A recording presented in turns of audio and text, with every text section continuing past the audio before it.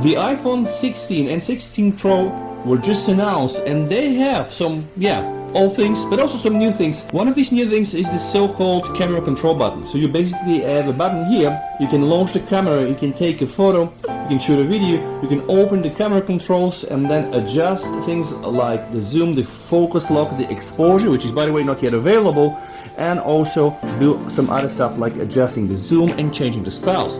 And all of this is very, very nice, but I want to show you something that exists on your Galaxy S23 4 Ultra, and maybe you don't know it. Remember, we have the S Pen. A lot of people don't use it, a lot of people use it. Anyway, this video is just to raise the awareness. So, what happens when I have the S Pen in my hand, my S24 Ultra here? I will just hold this button here, boom, camera is open. So now I can use the S Pen to go from the front camera to the back camera, and I can also take a photo if I want.